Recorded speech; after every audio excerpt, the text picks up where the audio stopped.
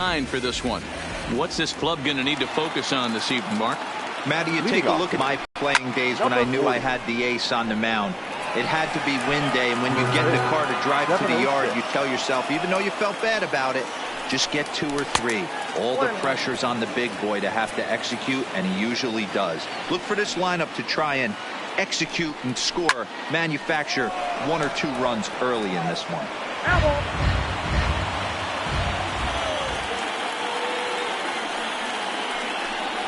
Got him swinging in the dirt. Astalaza gathered.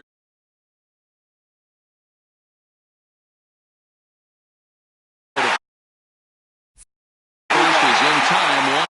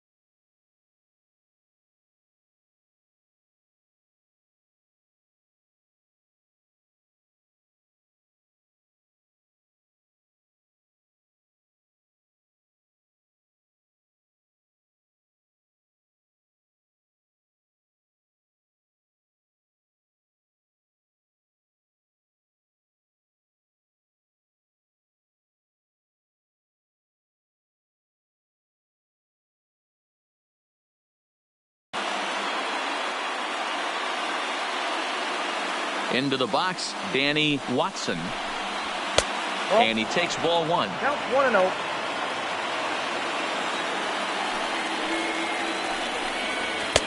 And he comes back with one in there for a high strike. You know, if I'm the hitter right here, I'm like, okay, you want to come get some early in the count? I was about to wait you out, but now game on. The 1-2 is a wave and a miss. He struck him out.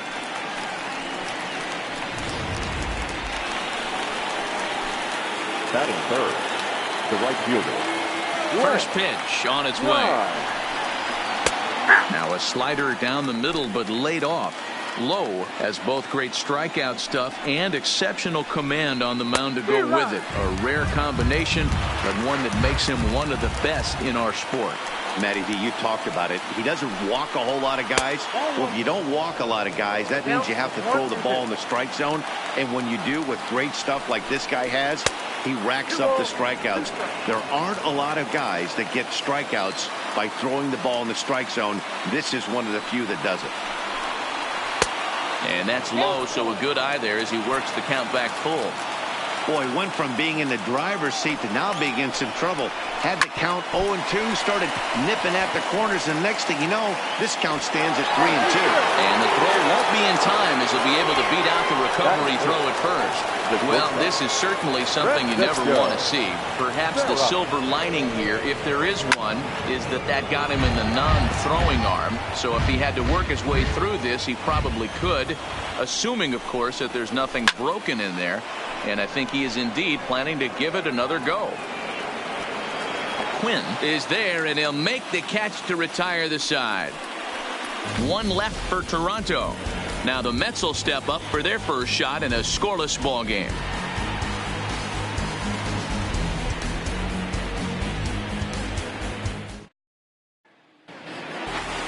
With a moment here in Flushing Meadows, let's meet the Mets. Danny, who stands out to you? Well, I think the focus has to be on the man hitting third. He's hit 6 home runs in his last 10 games, and there's no doubt he's the biggest threat in this lineup. Don't miss any of his at-bats because we're going to see if he's going to be shooting for the moon tonight. Number 6 gets the ball in Game 3 of the series. Dan, any thoughts? Hey, Matt, 5 full innings for this guy in his last one.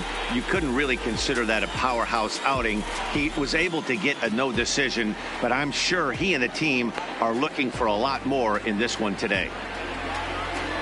All right, guys, time for a look at how the Toronto Blue Jays set up on defense today. And the average big league shortstop can make every play, but can they make the highlight reel play? To be able to put your back foot in the ground and absolutely unload from that 5.5 hole if you're playing shortstop. And that's what this guy does. He brings a different element to the game. He has got an absolute hand cannon. The windup and the 0-2 pitch. Swing and a miss.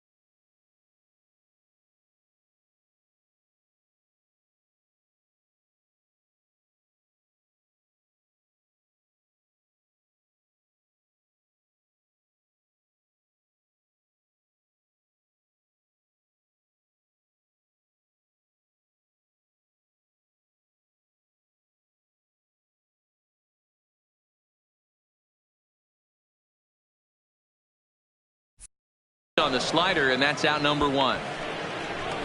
It's always nice to keep a guy that has good wheels off base, and that's just what they did right there. Big strikeout, keep that guy off the base path. Ready to deliver ball 1.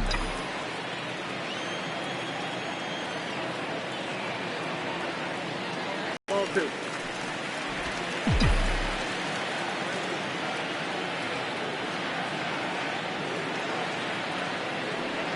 Outside, 3-0 now. Matter of fact, I know he's got the green light here. He's looking for something set or cut, and he's looking to do damage.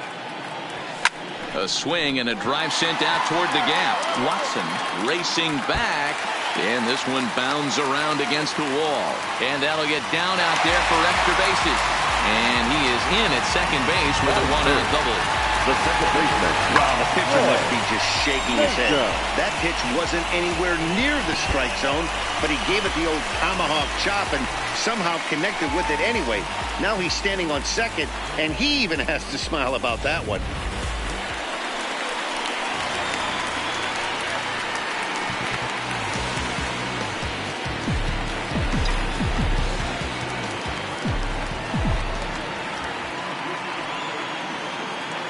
From the stretch.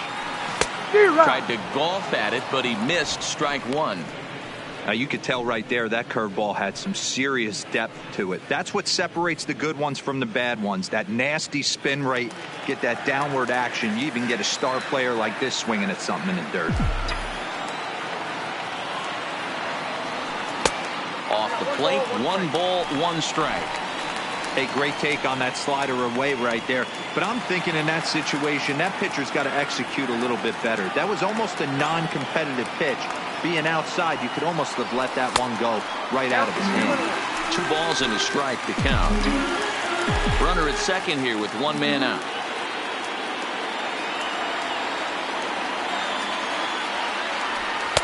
Called strike that time, and it's even at 2-2. Hey, after giving up that extra base hit right there, I love the fact that he came back with much better location, much better execution. That might have woke him up.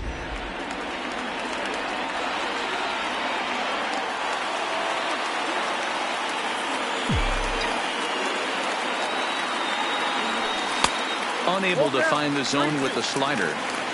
You would think in this situation, maybe with a base open, he'd just pitch around him and put him on first. But not with the guy in the on-deck circle. He's going to attack this hitter. Working for the punch-out and the offering. Swing and a miss on the fastball that time, out number 2.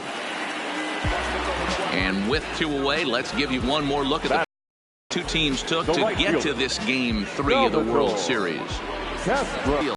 A ball and no strikes.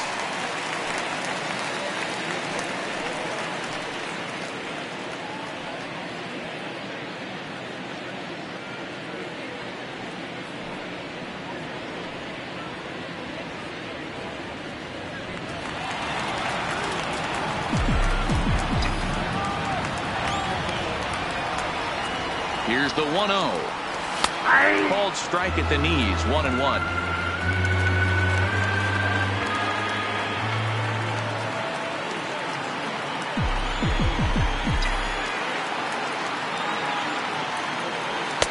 Fastball not close, and he runs it to 2 balls and a strike.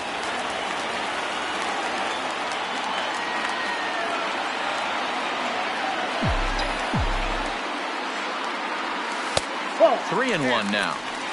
They know the threat this guy possesses at the plate. I know it's 3-1 in this situation right here, but I can't imagine anything comes over the heart of the plate.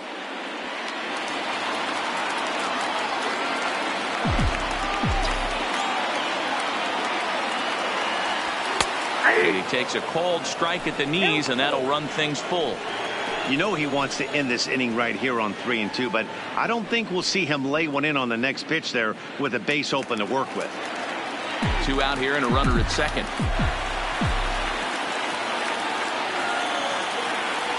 Strike 3 called as he can't get the bat off his shoulders. Side.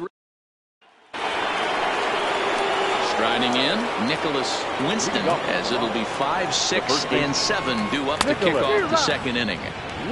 Swung on and missed for the first strike. This is line to left. Quinn is there, and he'll bring this one in. Good contact to start out the inning. Thought he might be on base with some sort of a hit, but it hung up there too long. Just unlucky that time. First offering on its way.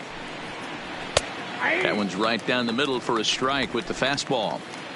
Pretty good pitch to hit there that he let go. I know it's early and they're probably wanting to run his pitch count up, but he may not get another pitch like that to swing at the rest of the game. A windup and the 0-2 pitch. And a changeup here, but that's taken low in the dirt for a ball.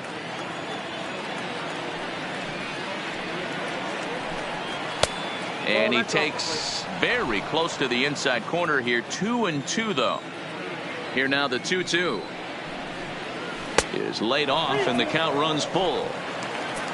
Carlos Perez will be next. This is in the air out to straightaway center. Center fielder has a beat on it, and he makes the catch for the second out. The third baseman. First pitch of the at-bat on its way. Starts him with a good rising fastball there for strike one.